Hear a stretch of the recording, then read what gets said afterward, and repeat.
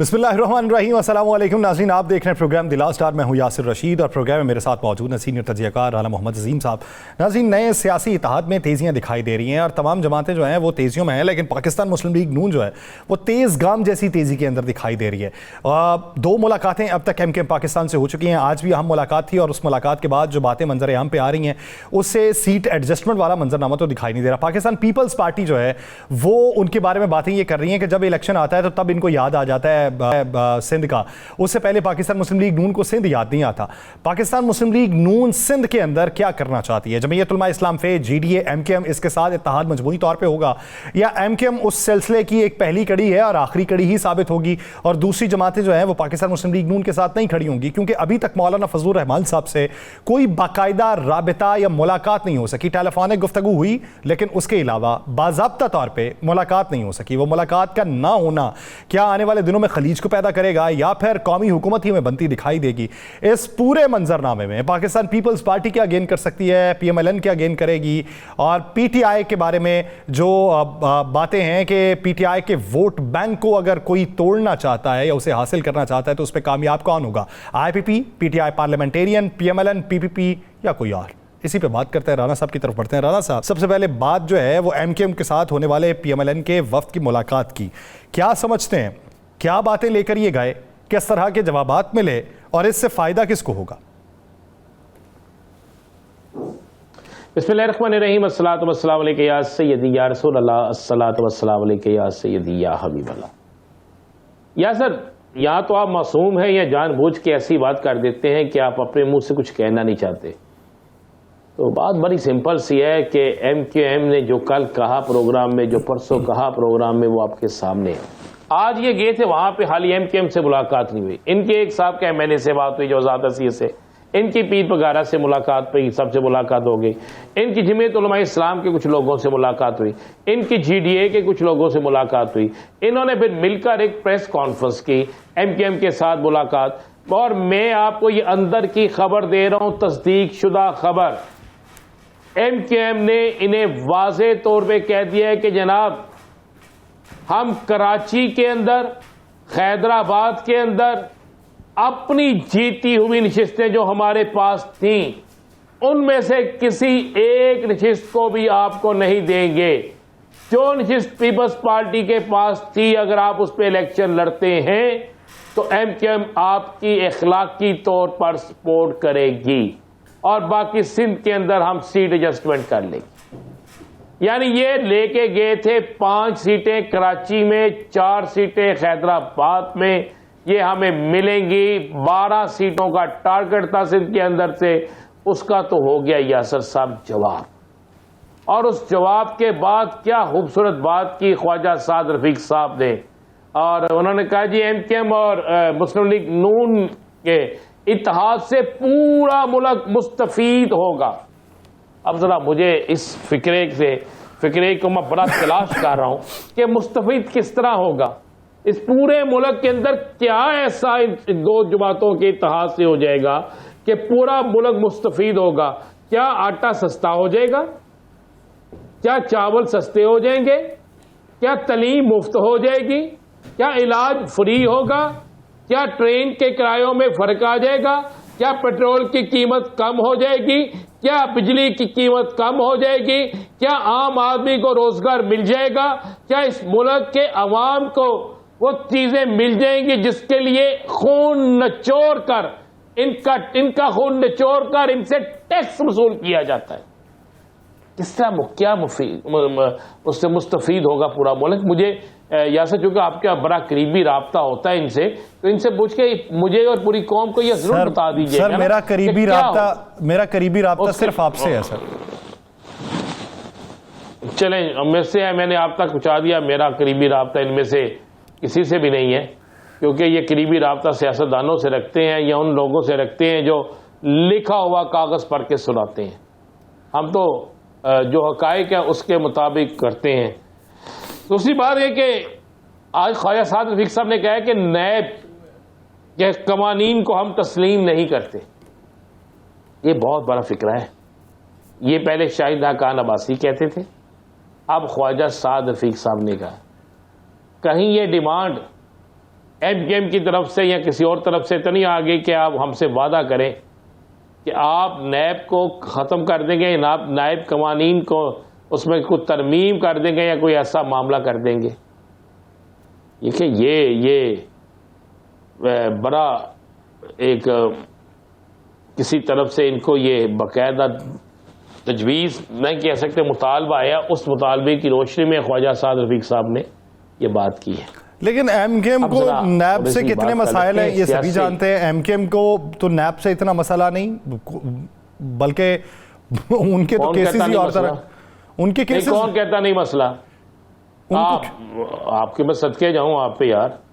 क्या होगा, पाकिस्तान मुस्लिम लीग नून या पाकिस्तान पीपल्स पार्टी से ज्यादा मसाइल है एमकेएम को? जी बिल्कुल हैं, उतने ही मसाइल हैं, ज्यादा नहीं तो उतने ही मसाइल हैं, बिल्कुल उतने ही मसाइल हैं। और मसाइल बन चुके हैं, उनको रोका गया है, उनको दबाया गया है, उस पर स्टे है या उस पर रियायत है या दीगर मामलात हैं, तो उसमें सारा कुछ है। देखिए यार, सबसे ज्यादा बेनिफिशियरी तो शुरू है राणा साहब, उसमें ज्यादा बेनिफिशियरी तो हैं, वो तो पाकिस्तान पीपल्स पार्टी और पीएमएलएन है। तो जो आप दुरुस्त कह रहे हैं, क्योंकि इनके स्कैंडल जरा बड़े हैं, उनके स्कैंडल थोड़े से छोटे हैं, फर्क सिर्फ इतना ही है स्कैंडल सबके।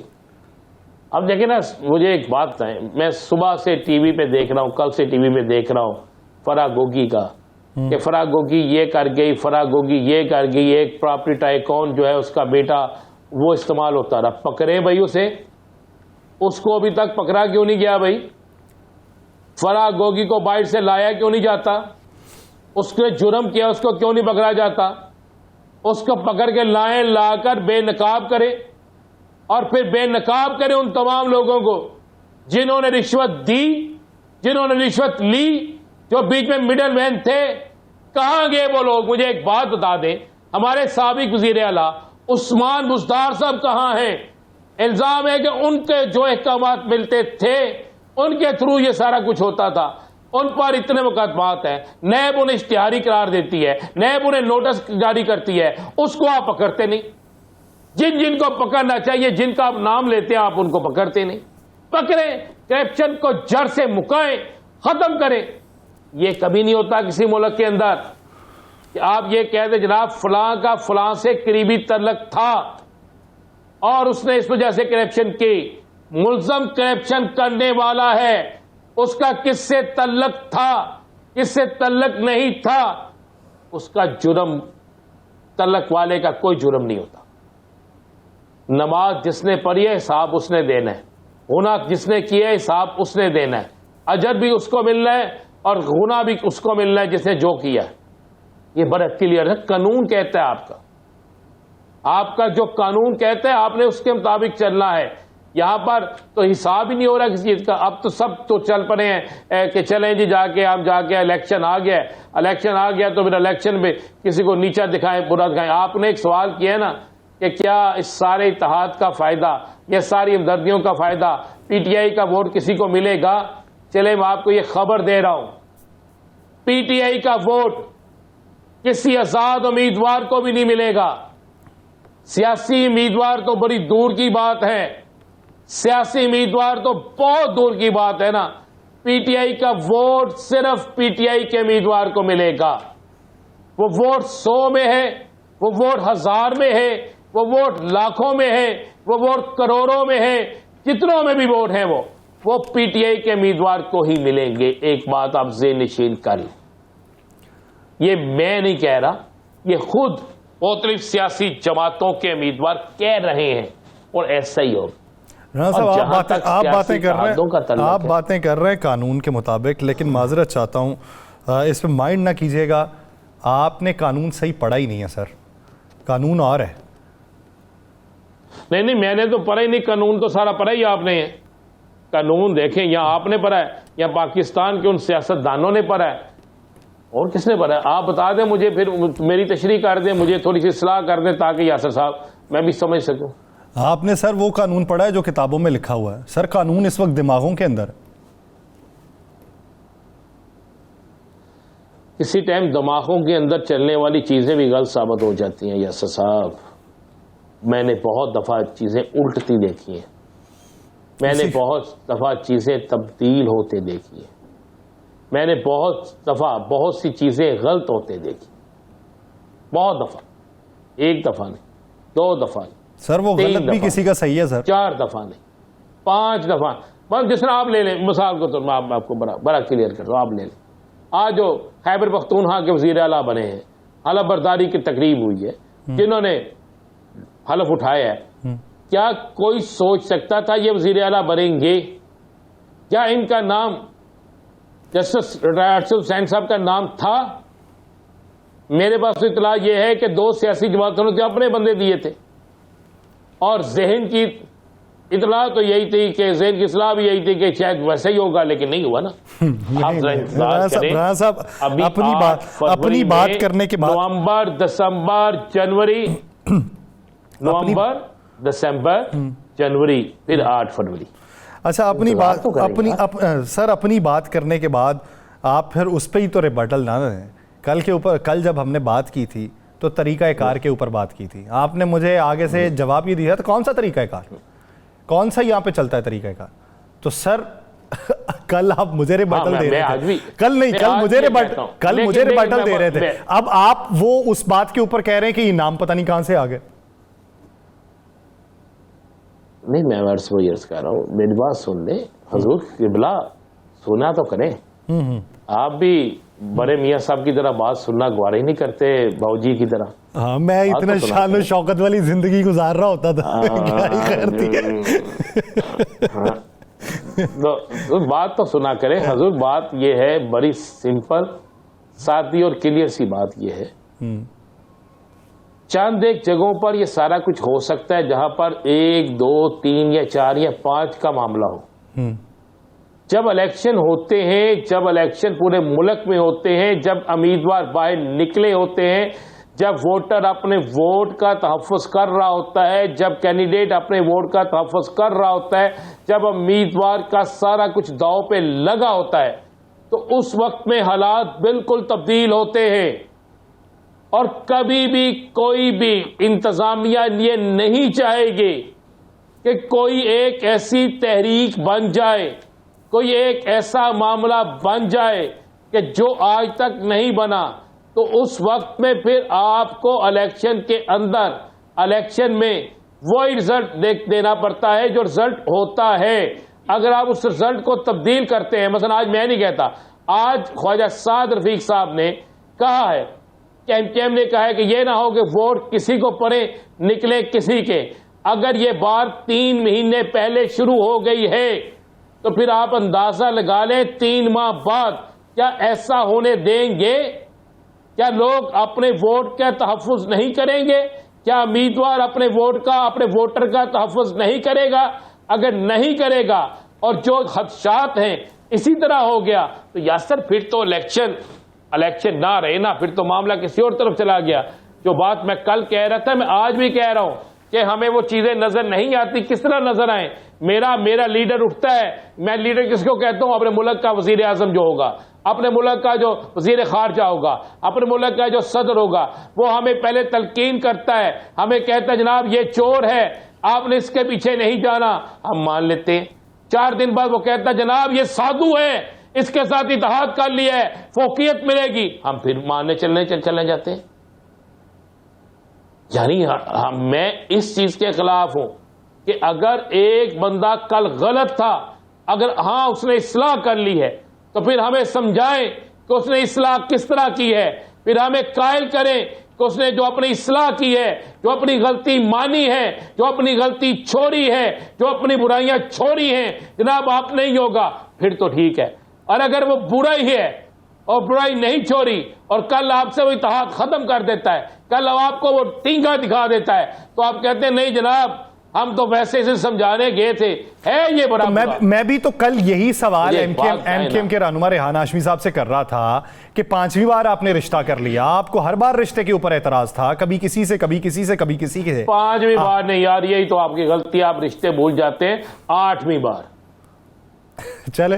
आपको याद है एक मरहूम वजीर दाखिला हुआ करते थे और एक हो गए अब तो लंदन में बैठा शख्स हुआ करता था, वो तकरीर फरमाता था इत्तेहाद टूट गया, और 10 मिनट बाद मरहूम वजीर दाखिला मनाने जाते थे तो रिश्ता पहले टूटता था, 10 मिनट बाद जुट जाता था। 7 दफा तो ऐसा हो चुका है। आप किन की बात करते हैं? मेरे मुल्क में ना ये सियासतदान जो है ना, ये अल्लाह की कसम, इन सियासतदानों पे मैं कुर्बान जाऊं, इन पे फिल्म बनाए यासर साहब।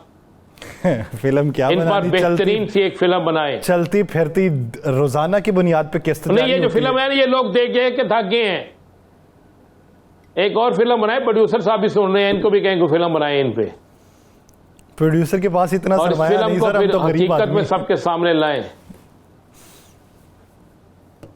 और तो कौन जब बात सुने मेरी, ये बात फिल्म है जो गरीब आदमी बना सकता है। अमीर तो इनके घर का बिल्कुल मुलाजम बना होता है। फिलहाल यासर साहब, बड़ी क्लियर सी बात है, नए इत्तेहाद बन रहे हैं। आज तो एक और इत्तेहाद, आप उसकी बात ही नहीं कर रहे यार। किस चौधरी शजात हुसैन साहब के बेटे ने कह दिया जी हम नून लीग के साथ चले गए हैं और नून लीग के साथ सी एडजस्टमेंट हो गया। हमने तो बहुत देर पहले अपने प्रोग्राम में कहा था, और हम ट्रैक्टर के निशान पे इंतखाबी इलेक्शन लड़ेंगे। आप मुझे बताएं, जो शेर का उम्मीदवार है वो ट्रैक्टर को वोट देगा? सब एक सिंपल सी कतई तौर पे नहीं। वहां पे तो इनके अपने उम्मीदवार कुछ तगड़े होंगे, उनसे तो कम से कम तगड़े ही हो सकते हैं। मैं आपको ये बता दूं, बिल्कुल ये तो फड्डा पड़ने वाला है। जरा इंतजार तो करें। जो सियासी जमातों के उम्मीदवार, उनके साथ हो गए हाथ ऐसे हुआ है कि अब नून लीग भी कहते हैं हम बड़े तगड़े उम्मीदवार लेकर आते हैं। और बेचारे जिन लोगों ने वैगने बसें भरी, जिन लोगों ने बिरयानियां खिलाई, जिन लोगों ने पैसे दिए मीनार अक्सा लाने के लिए, अब उनको टिकटें नहीं मिलने लगी, टिकटें किसी और को देने लगे हैं। तो यार यही हाल होता है ना। मुझे बता, सब छोड़ दें, उनको भी, इस बात को भी छोड़ दें। जिस सियासी जमात के पास 4 सूबों के अंदर अपने उम्मीदवार नहीं है, जिसे उम्मीदवारों के लिए दर बदर के लिए ठोकरें खानी पड़ रही हैं, लोगों के तल्ले मिन्नतें करने पा रहे हैं, उम्मीदवार बड़ाए उधार मांगने पड़ रहे हैं, तो आप मुझे बताएं, नून लीग क्या उम्मीदवार बड़ाए उधार नहीं मांग रही? क्या पीपल्स पार्टी उम्मीदवार बड़ाए उधार नहीं मांग रही? क्या जमीयत उलमा इस्लाम उम्मीदवार बड़ाए उधार नहीं मांग रही? क्या बाप पार्टी उम्मीदवार बड़ाए उधार नहीं मांग रही? क्या ANP उम्मीदवार बड़ाए उधार नहीं मांग रही? क्या मियां नवाज शरीफ साहब जो है ये जाने लगे हैं वहां पर अल्लाह भला करे बलोचिस्तान उम्मीदवार बड़ाए उधार लेने? जिन सियासी जमातों के पास उम्मीदवार नहीं है, उम्मीदवार बड़ाए उधार लेने जा रहे हैं, क्या उन सियासी जमातों को वज़ारत उस्मा मिलनी चाहिए? क्या वो वज़ारत उस्मा के उम्मीदवार हो सकते हैं, चाहे वो कोई भी सियासी जमात हो? हालात तो ये हो चुकी हुए हैं यहां इस मुल्क के अंदर। पल्ले नहीं तेला दे कर दी मेला मेला। आप लोगों को मंशूर आप नहीं दे रहे। आप पूरे MKM और नून लीग की प्रेस कॉन्फ्रेंस में मुझे मंशूर कोई अवाम के लिए की हुई बात का बता दें मुझे। चौधरी शजात हुसैन साहब के बेटे साहबजादे जो हैं, उनकी बात में से कोई ऐसी बात बता दें जो उन्होंने कहा अवाम के लिए करेंगे। जाए, मैं आपको ये खबर दे रहा हूं, गुजरात के अंदर जहां पे वो इलेक्शन लड़ रहे हैं, नहीं यहां जहां पे वो इलेक्शन लड़ना है, मंडी बहाउद्दीन जो उनके हल्के बनते हैं, जहां पे वो कहते हैं हमने इलेक्शन लड़ना है, इन सारी जगहों पे चौधरी परवेज लाई के उम्मीदवार जीते। देख लीजिएगा, देखते हैं ये दंगल किस हद तक किसके नाम रहता है और किन बुनियादों पर है। ब्रेक लेते हैं, ब्रेक के बाद वापस आएंगे। इसी सियासी मंजरनामे में मजीद बात की जाएगी, कहीं नहीं जाएगा। Stay with us.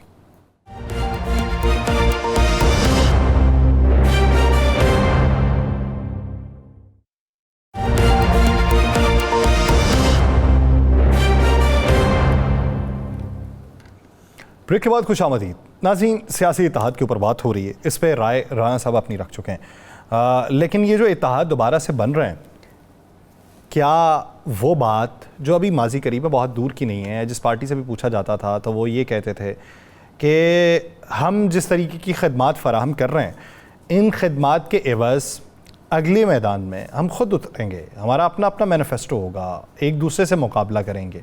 लेकिन वो जो एक दूसरे से मुकाबला एक दूसरे की कुर्बतों के अंदर तब्दील हो रहा है, उसकी वजूहात क्या हैं?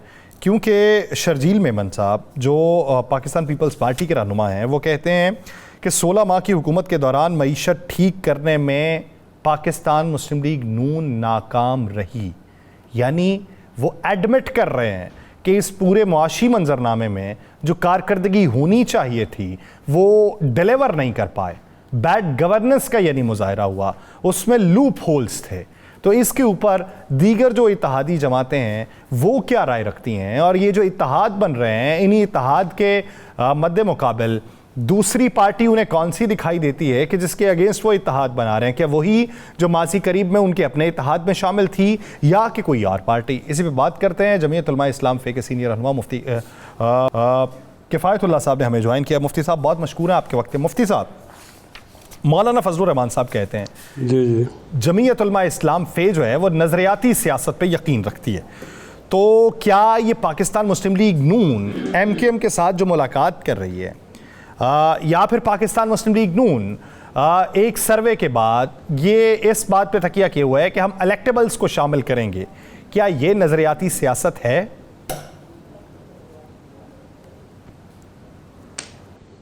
बिस्मिल्लाहिर्रहमानिर्रहीम। आप नून का सवाल पूछ रहे हैं या हमारी जमात का? नहीं, आपसे। हमारी जमात तो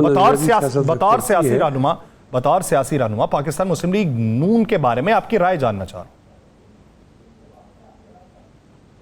देखो ना, उनका तो मामला ज़रा अलग सा है कि वो तो अपनी अपनी तरजीहात होती हैं, और अगर वो समझते हैं कि इलेक्टेबल के बगैर हम नहीं जीत सकते तो वो ऐसा करेंगे। बहरहाल जो हमारी अपनी जमात है वो नज़रियाती सियासत करती है और नज़रियाती लोगों को साथ शामिल भी करती है। अभी हाल ही के अंदर आपने देखा होगा कि जब PTI में टूट फूट थी और हमारे यहाँ परवेज़ खटक साहब या उनके लोग वो ख्वाहिश रख रहे थे कि हम जमीयत उलमा इस्लाम के अंदर आएँ, तो देखो ना, उनको रास्ता नहीं दिया गया।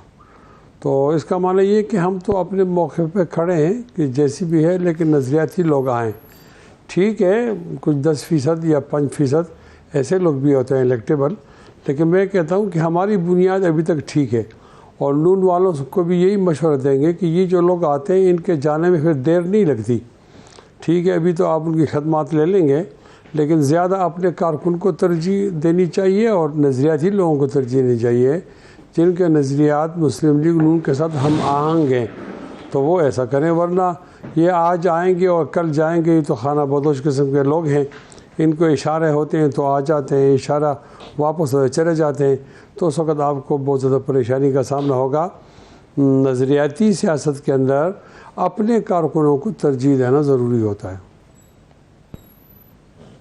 मुफ्ती साहब, आपने बड़ी अच्छी बात की। एक बात तो मुझे बता दें, क्या पाकिस्तान के इक़्तिदार का फैसला या पाकिस्तान में किसने हुकूमत करनी है किसने नहीं करनी, इसका फैसला पाकिस्तानी अवाम को करना चाहिए या इंटरनेशनल कुव्वतों को या दीगर ममालिक जो हैं उनकी मुशावरत से होना चाहिए?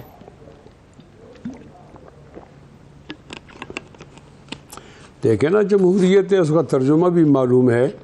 Democracy is the government of the people, by the people and for the people. तो जो बाय द पीपल है, इसका माना तो यही है कि अवाम वोट देंगे और उसके लिए माहौल बनेगा, तो अवाम को फैसला करना चाहिए। ये हक होता है हर एक वोटर का कि वो अपने लिए किस तरह का हुक्मरान मुंतखब करता है, तो वो हुक्मरान मुंतखब करने के हक से उसको महरूम नहीं करना चाहिए। ये बहुत बुरी बात होती है, और हम खाकम बदहन तो एक हादसे से गुज़रे हैं कि जब शेख मुजीब के वोट ज़्यादा थे तो हमने उनको हक़ हुक्मरानी नहीं दिया, तो उसके नतीजे के अंदर तो हमें एक बहुत बड़े हिस्से से महरूम होना पड़ा। तो दोबारा इस किस्म की वो गलती नहीं करनी चाहिए। अवाम ही हमारे मुंतखब कुनिंदा हैं और उनको हक़ देना चाहिए। बैरूनी क़ुव्वतों को क्या हक़ हासिल है कि वो हमारे मामला तय करें। हम समझते हैं कि पाकिस्तान के लिए क्या बेहतर है और कौन सी जमात बेहतर है, कौन सा लीडर बेहतर है, कौन इन चैलेंजेस का मुकाबला कर सकता है। माशी बहरान है, सिक्योरिटी का बहरान है, और हमारे पास ये दूसरे सियासी बहरान हैं। इन बहरानों से निकलने के लिए हमने फ़ैसला करना है, बाहर के लोगों को इसका अंदाज़ा नहीं होता। तो मैं तो ये तरजीह दूँगा कि आवाम को ही हक़ देना चाहिए, बैरूनी क़ुव्वतों को नहीं। अच्छा, आपने अपनी पार्टी के हवाले से नज़रियाती मौक़िफ़ सामने रखा है, तो फिर आप जिससे इत्तेहाद करेंगे क्या उसका भी नज़रियाती होना ज़रूरी? देखें ना, आपको अपने मकसद के लिए कुछ तय करना पड़ता है ना। तो आप पाकिस्तान के बाहर के सियासी जमातों से एहतियात नहीं, इनके साथ करेंगे। तो जो हमारे अहदाफ के करीब होगा, करीब तर होगा या करीब तरीन होगा, वो हमारी तरजीह होगी ना। यानी कहने का मतलब ये है कि बहुत सारी सियासी जमातें होंगी इलेक्शन से पहले भी और बाद में भी, जो हम समझें कि ये हमारे हदफ के करीब है, कोई हमारी यकजहती है, हम आहंगी है, तो वो लोग उसका नाम आप पीपल्स पार्टी रखें या वो मुस्लिम लीग नून हो या कोई और जमात हो। लेकिन मैं कहता हूँ ना कि हर एक आदमी पार्टी बेहतर समझती है। लेकिन मुफ्ती साहब ये भी तो देखिए ना, माजी करीब में 13 जमातों का इत्तेहाद था, तो वो एक किस्म की सारी जमातें थी एक जमात को निकाल के। नहीं, वो और मामला थे, वो मारूजी हालात थे, उसको आप क्यास नहीं कर सकते। क्या कह रहे हैं उसको आप क्यास नहीं कर सकते। वो तो पीटीआई की गवर्नमेंट जब चली गई तो 2 क़ुव्वतें थी ना, एक पीटीआई और एंटी पीटीआई, तीसरी क़ुव्वत तो थी नहीं। अगर तीसरी क़ुव्वत होती तो फिर हमारी तरजीह होती कि हमें हुकूमत न दी जाए, वो तीसरी क़ुव्वत को हुकूमत दी जाए। तो वो तो हमारे झोली में आकर गिर गई है।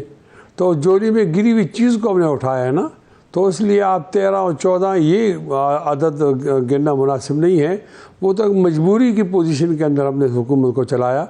ये किसी तरह ये जो बकिया मुद्दत असम्बली की वो पूरी हो जाए, और उस मुद्दत को पूरे करने के लिए हमने चैलेंजेस का मुकाबला किया। अच्छा मौलाना साहब, इस तरह किया। मौलाना साहब, अब तो हर एक आदमी अपने मुफ्ती साहब मैंने आपसे सवाल किया तो आपने कहा ये अवाम को वोट देने का हक है। आज मौलाना फजलुर रहमान साहब ने खताब फरमाया और उन्होंने 2 ममालिक के नाम लिए हैं कि अगर फ़लाँ बंदा इक़्तिदार में आता है तो वो 2 ममालिक जो है वो हमारी मदद के लिए तैयार नहीं है, और अगर फ़लाँ बंदा इक़्तिदार में आता है तो वो 2 ममालिक हमारी मदद के लिए तैयार है। तो फिर मुझे बताएं, अवाम से आप वोट क्यों लेते हैं? फिर ममालिक से पूछ लें कि कौन सा उम्मीदवार आपको अच्छा लगता है, उसको वज़ीर-ए-आज़म बना दें। फिर इतना पैसा खर्च करना, इतनी एक्सरसाइज करना, ये क्यों? देखें, एक तो बुनियादी और सुलभी ज़िम्मेदारी होती है ना, वो तो आवाम की है। यानी ये तो सारे ममालिक कहें और आवाम उनको वोट न दें, तो आवाम को इख्तियार है कि वो जिसको वोट देना चाहते हैं वही हमारा हुक्मरान हो। अलबत्ता बाज़ औक़ात कुछ सहूलतें होती हैं जो दाएँ बाएँ आती हैं, तो उन्होंने ये कहा होगा कि फ़लाँ आदमी के अंदर ये सहूलत थी और फ़लाँ आदमी के अंदर ये सहूलत थी, इस तरह तो कहा होगा। ये तो उन्होंने भी नहीं कहा होगा कि फ़लाँ मुल्क को हमारे अंदरूनी सियासी मामलात में मुदाखलत करनी चाहिए। हम कतन इसके हक़ में न थे, न हैं, न रहेंगे कि बाहर के लोग हमारी मजबूरी से फ़ायदा उठाएँ। ठीक है, हम तरक्की याफ्ता मुल्क नहीं, ये तरक्की पजीर मुल्क हैं, और दुनिया की आदत बन गई है कि वो तरक्की पजीर मुल्कों के अंदर मुदाखलत करते हैं। लेकिन हमारा मौक़िफ़ बिल्कुल वाज़ेह है कि किसी डिक्टेशन की बुनियाद पर नहीं आना चाहिए, तो और किसी मुल्क की आशीर्वाद पर नहीं आना चाहिए। इस बयान को किस राय के अंदर लेते हैं? क्योंकि माजी के अंदर जब पीटीआई बताती थी कि इन ममालिक की हिमायत हमें हासिल है, वो हमें पसंद करते हैं, और यहाँ पे जो पहले मंसूबे लगते रहे उन पे उनको तहफ़्फ़ुज़ात हैं, तो आप कहते थे कि बाहर से डिक्टेशन या बाहर वालों की हिमायत की क्या ज़रूरत, जो पाकिस्तानी चाहते हैं, जो पाकिस्तानी अवाम चाहती है, वो राय मुकद्दम होनी चाहिए। तो अब की बार उस राय की बजाय दूसरी राय को मुसल्लत करने की कोशिश क्यों की जा रही? नहीं, मेरे ख्याल में कुछ मफहूम में आपसे इख्तिलाफ किया जा सकता है। ऐसा नहीं जिस तरह आप सोचते हैं। यानी ऐसा कतान नहीं है कि यहाँ कोई इंडिया की पार्टी है, कोई चाइना वालों ने कोई पार्टी वो लॉन्च किए हैं, कोई अफ़गानिस्तान वालों ने लॉन्च किए हैं, कोई ईरान, ऐसा नहीं है। ये सब पाकिस्तानी जमातें हैं। वो हर एक आदमी अपने बात को आवाम के सामने रखने के लिए जो अंदाज़ इख्तियार करता है तो उसके अंदर ये नाम आ जाते हैं, वरना इसकी न ज़रूरत होती है और न ये ज़रूरी होता है। आवाम इस मुल्क की सुप्रीमेसी के हामिल हैं। ये लोग जिसको मुंतखब करना चाहें, मिसाल अमेरिका है, तो अमेरिका का बहुत ज़्यादा असर नफूज़ होता है ममालिक के अंदर। अब अमेरिका कहता है कि आप ए को लाएं और हमारी ये ख्वाहिश है, और आवाम ए को नहीं लाना चाहती, बी को लाना चाहती है, तो आवाम के हाथ तो किसी नहीं बदे हुए। मेरे ख्याल से ये इजाफी बातें हैं, इस बातों का इंतखाबात पर या आवाम की सेहत पर कोई असर नहीं पड़ता। आवाम ख़ुद मुख्तार हैं, आज़ाद हैं, वो जिसको वोट देना चाहे आइन के मुताबिक वोट दे सकते हैं, और जिसको ज़्यादा वोट मिले उसको चाहिए कि पाकिस्तान के ख़जानों का वो मालिक बन जाए और मुल्क का वज़ीर आज़म बन जाए। मालिक बन जाए खजाने के, और खजाने को अवाम पे खर्च करे, यही कहेंगे ना? वो तो आपको अंदाज़ा है, लेकिन उम्मीद तो यही है कि वो एहतियात करेंगे। नहीं, मुझे काफ़ी चीज़ों का अंदाज़ा है, इसलिए मैं आपसे इस्लाह करवाना चाह रहा हूँ ना, क्योंकि आप एक आलिम हैं। मैं क्या, आपकी कही बात का असर होता है ना। बस वो जो कुछ समझ में आ जाता है वो तो बता देते हैं, कोई लगी लिपटी के बग़ैर, और कोई खुश हो रहा, कोई खफा हो रहा। वो इकबाल कहते हैं ना कि अपने भी खफा मुझसे हैं, बेगाने भी नाखुश, मैं ज़हर हला हल को कभी कह ना सका कंद। तो सच बात करनी चाहिए, सच बात करनी चाहिए। मुफ्ती साहब आजकल जो थोड़ा बहुत समझ आता है वो बंदा बोल देता है, जो बहुत ज़्यादा समझ आता है वो नहीं बोलता।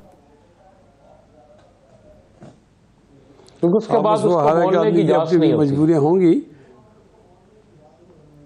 हाँ, ये कुछ मजबूरियाँ तो होती हैं, मजबूरियों से गुजर के इंसान है बहरहाल। हाँ, बस हम ये कोशिश करते हैं कि अच्छा, ये तो बता दें आपका इत्तेहाद किससे हो रहा है? पहुंचाई जाए उन कानों तक। देखो, सिंध के अंदर तो हम जा रहे हैं मुस्लिम लीग नून के साथ। ठीक हो गया, बता रहा हूँ, यानी सिंध के अंदर तो हमारा इत्तेहाद हो रहा है, नून और MQM इनके साथ हो रहा है, हमारी बैठकें भी हो रही हैं। और सिंध के अंदर तो हमें पीपल्स पार्टी से गिला है कि वो एक बड़ी जमात हैं, और हम अंदरूनी सिंध में उनके बाद दूसरी बड़ी जमात हैं।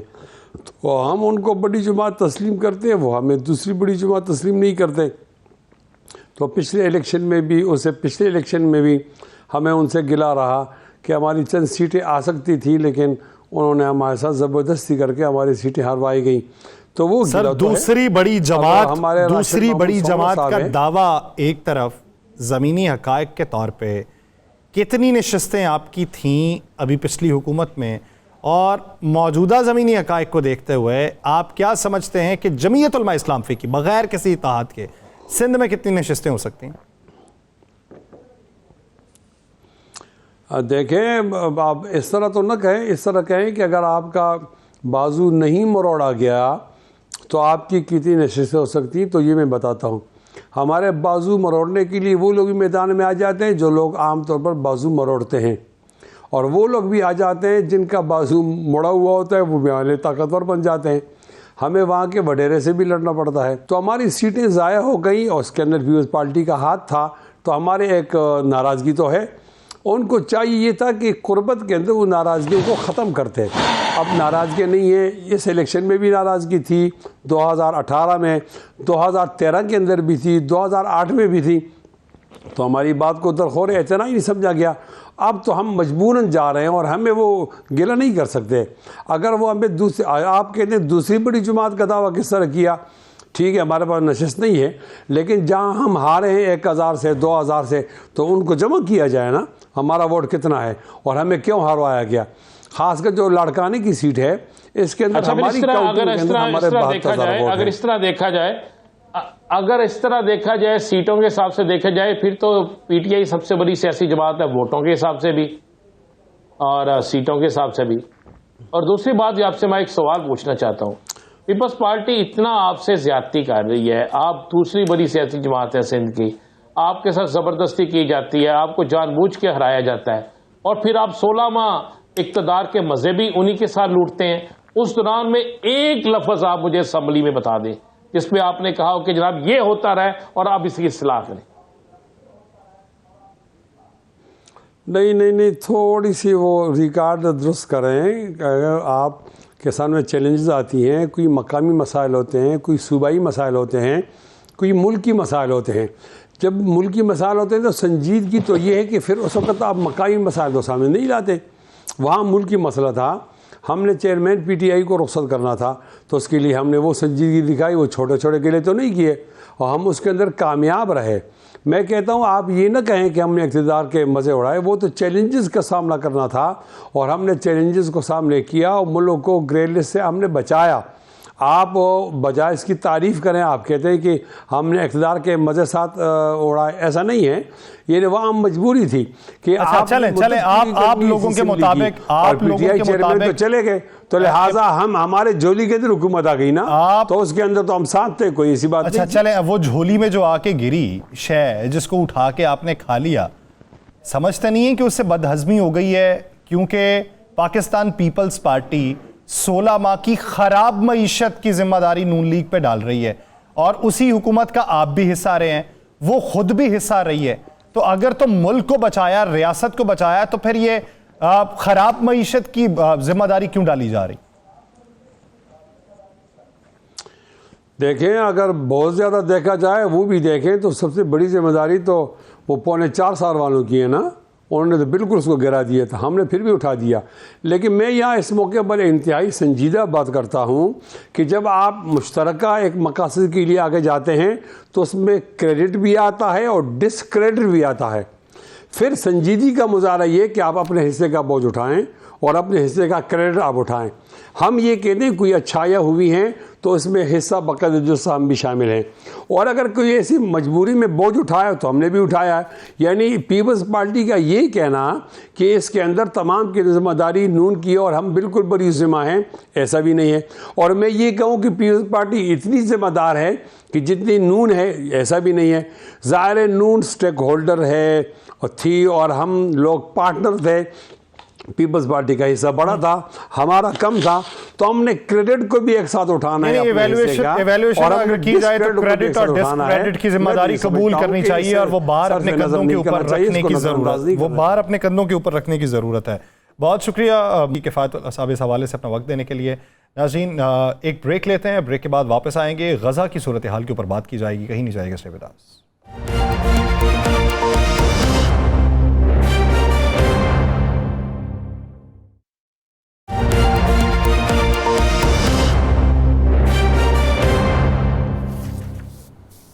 ब्रेक के बाद खुशामदीद नाज़रीन। बैनुल अक़वामी मंजरनामा यह है कि गज़ा पर इजरायली फ़ौज की बर्बरियत का सिलसिला जारी है। मज़ीद 266 से ज़ायद फ़लस्तीनी शहीद हो चुके हैं और शहीद फ़लस्तीनियों की मजमूई तादाद जो है वो 11,100 के करीब हो चुकी है। ये जो बम्बार्डमेंट जारी है, जहाँ पर शिफा अस्पताल के डॉक्टर जो हैं वो बरतानवी डॉक्टर्स को ये पैगाम भिजवाते हैं कि जिस हद तक बमबारी जारी है, हो सकता है सुबह हमारी आवाज़ भी तुम तक ना पहुँच पाएँ, ये हलकूम बंद हो चुके हों, हमारी जो सांसें हैं वो ख़त्म हो चुकी हों और हम आखिरी वक्त में तुम्हें पुकार रहे हों और तुम आगे से सुनी अनसुनी कर दो, तो बताओ कि बतौर इंसानियत क्या जवाब दोगे। दुनिया भर का अगर मंजरनामा देखें तो हमसे बेहतर वो ममालिक हैं जो सेकुलर हैं, हमसे बेहतर बहुत से और हैं जो एहतजाज को रिकॉर्ड करवा रहे हैं, सड़कों पे निकल रहे हैं, सड़कों पे एहतजाज को रिकॉर्ड करवा के बावर करवाया जा रहा है। लेकिन इंसानी इमदाद की ज़रूरत है। एक मॉरली सपोर्ट है, दूसरी इंसानी इमदाद है। मेल मुलाकातों का सिलसिला जारी है और बतौर मुस्लिम उम्मा, बतौर पाकिस्तानी और बतौर इंसान हमने किस हद तक अपना किरदार अदा किया है और ये जो जंग है ये आने वाले दिनों में दुनिया का नक्शा किस हद तक तब्दील करेगी, इसी पे बात करते हैं। हमें ज्वाइन किया है तजियाकार ब्रिगेडियर रिटायर्ड मसूद अहमद खान साहब ने। खान साहब, बहुत शुक्रिया आपके वक्त का। खान साहब, अगर देखा जाए इजरायली फोर्सेस के हमलों में अब तक 4,880 बच्चे और 3,000 से ज़ायद ख़वातीन जो हैं वो मुतासिर हुई, जाँ बहक हुए उसमें से, और ये सिलसिला जूं का तुम जारी है। अभी आप क्या समझते हैं कि ये जंग कहाँ पर जाके रुकेगी और नुक्ता इख्तिताम क्या होगा? जी बहुत शुक्रिया। देखिए यासिर, अभी तो आज जो एड्रेस किया है नेतन्याहू ने, उसने तो कह दिया है कि we have our own agendas. उन्होंने कहा, तो उसने तो डिसरिगार्ड कर दिया जो इंटरनेशनल कम्युनिटी या इवन जो अमेरिकन ने उसको कहा था। उन्होंने कहा नहीं, अनलेस उन्होंने कहा हमारा एजेंडा पूरा नहीं होता तो हम इसको सीज फायर कोई कंसेप्ट ही नहीं है।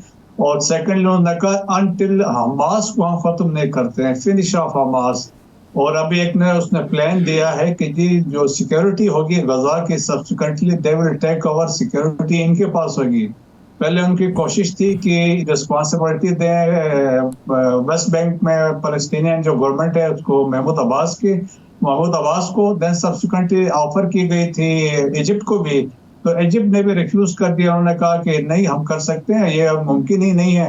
अब वो खुद ये करने जा रहे हैं कि इसकी सिक्योरिटी वो खुद ही संभालेंगे और सब्सिक्वेंटली जो ब्लॉकेट पहले से लगा हुआ उसके साथ कंटिन्यू करेंगे। इसका मकसद ये है कि इससे कंक्लूजन ये ड्रा होता है कि इजराइल ने कहा है कि वो इंटरनेशनल कवानीन को जो भी है, चाहे वो यूनाइटेड नेशन के वहाँ पे रेजोल्यूशंस हैं या जो इंटरनेशनल कम्युनिटी कहते हैं, हम उसको नहीं मानते अनटिल हम अपने मकासद को अचीव नहीं कर सकते करेंगे। तो बदकिस्मती है कि अनफॉर्चुनेटली कि ये सिचुएशन डेवलप हो रही है और इंटरनेशनल कम्युनिटी भी मजबूर है। लेकिन द ओनली थिंग हम देख रहे हैं कि अक्रॉस द ग्लोब जो प्रोटेस्ट हो रहे हैं इसमें इवन यहूदी शामिल हैं, स्पेशली ये अमेरिका में हमने देखा और लंदन में जो देखा है, इसमें बहुत बड़ी तादाद में ज्यूज शामिल हैं और वो प्रोटेस्ट कर रहे हैं कि ये सीज फायर होने चाहिए, जेनोसाइड बंद होनी चाहिए। ब्रिगेडियर साहब, आपने एक तस्वीर खींच के सामने रख दी, पहले भी आपसे प्रोग्राम में हमने जिक्र किया था। क्या आप समझते हैं इस सारे मामले के बावजूद कि आलम इस्लाम का ज़मीर जिंदा है या आलम इस्लाम जिंदा है? ये देखें जी राना साहब, बड़े जो हमने रिसेंटली हमने समिट देखी और उससे पहले एक अरब लीग की समिट हुई, उसमें कंसेंसस जब वो डेवलप नहीं कर सके तो उसको उन्होंने जॉइंट समिट कर दिया, उसको उन्होंने ओआईसी के साथ लिंक कर दिया था। और उस समिट में ये हुआ कि 22 मुल्क हैं और अरब लीग की ये ऑर्गेनाइजेशन 1944 में बनी है। उसमें 11 मुल्कों की जो एज पर जो मीडिया में रिपोर्ट्स आ रही हैं, 11 मुल्कों की रिकमेंडेशन थी, बड़े स्ट्रिक्ट किस्म की उन्होंने रिकमेंडेशन दी थी कि इजराइल को जो चाहिए ऑयल बंद करना चाहिए, अपने पैसे हमने दिए उनको खत्म करना चाहिए। 11 कंट्रीज थे, लेकिन जिस तरह भी मीडिया में आ रहा है 2 कंट्रीज थे या 3 थे जिन्होंने इसको अपोज किया, तो वहां पे वो कंसेंसस डेवलप नहीं कर सके। फिर वो आए इसमें ओआईसी में खैर तकरीरें तो बहुत अच्छी हुई, स्पेशली टर्की ने, खासतौर पे ईरान ने इसमें बड़ा अपना 10 पॉइंट्स जो वाज़ेह तौर पर इब्राहिम राइसी ने बयान किया। आप ये देखें कि जिस तरीके से ये बम्बार्डमेंट का सिलसिला जारी है, अस्पतालों को निशाना बनाया जा रहा है, ये आगे चल के क्या बनेगा? यासर, बड़ी सिंपल सी बात है, मुझे एक बात बता दे। मैंने तो एक सवाल पूछा था जिसका खान साहब ने जवाब दिया है। क्या बनेगा? लाशें गिरेंगी, शहीद होंगे, शोहदा के बच्चे, शोहदा जो हैं वो। आपने एक वो उस बुजुर्ग की बात सुनी है? इससे मैं तो समझता था इससे हर मुसलमान का दिल दहल जाना चाहिए, हिल जाना चाहिए, हर मुसलमान को इसके बाद खड़े हो जाना चाहिए। उसने क्या कहा अपने पोतों नवासों की हलाकत पे कि तुम रसूल पाक सल्लल्लाहु अलैहि वसल्लम की बारगाह में जा रहे हो, वहां जाकर मुस्लिम उम्मा की शिकायत करना। तो मुझे एक बात बताएं, इजलास हुआ, इस्लामी मुमालिक आए, तुर्की भी बात कर रहा है, ईरान भी बात कर रहा है, कतर भी बात कर रहा है, सब बात कर रहे हैं। अमल कौन कर रहा है? किसी एक ने अमल किया समेत हमारे? क्या हमने पाकिस्तान के अंदर किसी मसनूआत का बाइकाट का ऐलान किया? आज के दिन ऐलान किया उसने, मौलाना फजल रहमान ने, कि हमने तो बाइकाट किया हुआ था। कब बाइकाट किया है? किस चीज का बाइकाट किया है? जिस जलसे से वो खिताब कर रहे हैं, उस जलसे के अंदर पी जाने वाली चाय, उस जलसे के अंदर पी जाने वाली बोतल किस मुल्क की थी? क्या बात करते हैं खान साहब? आप राना साहब के जहां जाके जवाब देना है। सर 11,100 लोगों का खून किसके हाथ पे तलाश करें सर? ये देखें, ये बदकिस्मती है कि इंटरनेशनल जो रिलेशंस में या उसमें वो चीज़ें होती हैं, the larger interest of their own countries, फिर ये डिसीजन और पॉलिसीज बनते हैं। अभी देखें कि अरब ममालिक में भी 8 ममालिक ऐसे जिन्होंने इसराइल को रिकग्नाइज किया हुआ है, बाकियों का इंटरेस्ट उसके साथ है। इब्राहिम अकॉर्ड वाले कंट्रीज भी इसमें शामिल है। सो वो देखें ना कि जब अपने ममालिक का ये हालत होगी तो आप बाकियों से आप क्या कह सकते हैं। लेकिन जनरली देखें, कोशिश तो सबकी यही है कि किसी तरह से कोई एक सीज फायर हो। तो और एटलीस्ट हमने ये देखा है कि G7 की मीटिंग के बाद जो अमेरिका की जो पॉलिसी में शिफ्ट हमने देखा है, वहां पे हमने देखा कि यहाँ से डिस्प्लेसमेंट कोई नहीं होगी, गजा की कोई डिवीजन नहीं होगी, कोई ब्लॉकेड नहीं होगी और कोई ऑक्यूपेशन नहीं होगी। उन्होंने अपने एक पॉलिसी नैरेटिव दिया और एक शिफ्ट दिया है। तो वो एक चीज उसमें बज़ाहिर एक तब्दीली नजर आ रही है। बाकी ये है डिप्लोमेटिकली हो सकता है बिहाइंड द सीन जो स्पेशली कंट्रीज लाइक सऊदी अरब है, टर्की है, ईरान है और इजिप्ट है, कोई कुछ ना कुछ मूवमेंट्स कर रहे होंगे। स्पेशली कतर है, सऊदी अरब, इनका बड़ा इंपॉर्टेंट रोल है। तो हम इस पॉसिबिलिटी को रूल आउट नहीं कर सकते हैं। लेकिन ये है कि अभी आप देखें कि माइट इज राइट वाली बात है, जब तक यूनाइटेड स्टेट्स इस पर प्रेशराइज नहीं करेगा इसराइल को तो ये चीजें जारी रहेंगी। उसका मतलब यही है कि वो चाहते हैं कि नदन गदा को एट ऑल कॉस्ट खाली करवाएं और लोगों को साउथ की तरफ मूव कराएं। और फिर आप देखें बदकिस्मती से साउथ की तरफ भेज रहे हैं और फिर वहां पे बम्बिंग भी कर रहे हैं। जिस तरह आज खान यूनुस में जो कैजुअलिटीज हुई है खान यूनुस में हो रही हैं और ऊपर से अल शिफा पे वहां भी उनका फोकस है, क्योंकि वहां पे बहुत ज्यादा लोगों ने वैसे बना ली हुई है। तो वहां पे भी एक किस्म के बम्बिंग हो रही है। मकसद ये है फियर पैनिक क्रिएट कराना और नॉर्दर्न को गजा सिटी वाले पोर्शन को खाली करवाना और सब्सिक्वेंटली उसको काबू करना और उनको ऑक्युपाई करने का। हाँ साहब, जो सवाल पूछा गया था यासर की तरफ से, मेरा भी यही सवाल है, क्या इन 11,000 शहादतों के ज़िम्मेदार सिर्फ इसराइल है या हम भी ज़िम्मेदार हैं? देखिए, मैंने बात की है ना कि हम सारे जितने मुस्लिम उम्मा है, लेकिन आप बदकिस्मती देखें राना साहब, उम्मा में तो अभी कोई आपस में भी इतफाक नहीं है ना। उम्मा की हालत आप देख लें कि हम लोग का सोमालिया को देख लें, आप यमन को देख लें, इराक की सूरत हाल देख लें, लीबिया को देख लें और इसके बाद अभी और सीरिया की देख लें। फिर हमारी आपस में जंगें हुई है, ईरान इराक वार हुई है, ऑक्यूपेशन ऑफ कुवैत आप देखें, साहिल रीजन में मुस्लिम ममालिक के साथ क्या हो रहा है। तो उम्मत तो नहीं रही ना, हम खुद आपस में डिवाइडेड हैं। तो अनलेस उम्मा एक प्लेटफॉर्म पे होकर एक ही उस पे होगी लाइन और लेंथ पे जब आएगी या एक पे जैसे आप कह सकते हैं एक पेज पे आएगी, तो तब जाके ये चीजें मुमकिन हो सकती हैं। तो आपस में डिवीजन है बदकिस्मती से। लेकिन ये हम इसमें पॉजिटिव चीजें ये है कि ईरान के जो प्रेसिडेंट गए हैं 12 साल के बाद फर्स्ट टाइम वो सऊदी अरब गए हैं, तो एक वो बड़े अच्छी मतलब डेवलपमेंट है रीजन में। तो ईरान का अपना एक बड़ा इंपॉर्टेंट रोल है, तो वो भी प्रेशर बिल्ड कर सकते हैं, सऊदीज कर सकते हैं। तो ये बहुत सारे ममालिक का है। फिर देखिए ऊपर से जहाँ मुस्लिम OIC की अपनी वीकनेसेस हैं, वहाँ पे इंटरनेशनल कम्युनिटी में आप देखिए यूएन की अपनी स्टेटस क्या है, यूएन सिक्योरिटी काउंसिल में क्या हो रहा है। बट एक रिसेंट डेवलपमेंट जो अभी होने जा रही है, माल्टा ने वहाँ पे एक रेजोल्यूशन मूव करनी है और फॉर सीज फायर, तो इसमें भी देखते हैं कि इसमें क्या डेवलपमेंट होती है, अमेरिकन किस साइड पे वहाँ पे खड़े होते हैं। खान साहब, आप क्या समझते हैं कि आने वाले दिनों में हमने डिजिट्स ही शुमार करने हैं कि कितनी शहादतें मज़ीद हो गई? क्योंकि गज़ा की पट्टी में 35 में से 21 अस्पताल ऐसे हैं कि जिन्होंने खदमात देना बंद कर दी हैं। उसके अलावा आपने अल शिफा का तज़किरा किया, अल कुद्स का तज़किरा किया, उसके अलावा इंडोनेशिया अस्पताल जो है उसके अतराफ़ में भी बमबारी हो रही है, जो पनाह गुज़ीन कैंप हैं वहाँ पे भी बमबारी हो रही है। तो इसका एक वाज़े सिग्नल है कि ये जंग नहीं वो समझ रहे, वो तो नस्ल कुशी का इरादा रखते हैं। तो ये नस्ल कुशी के इरादे में जो आग लगी है, इसकी चिंगारी क्या किसी और मुल्क को नहीं लगेगी?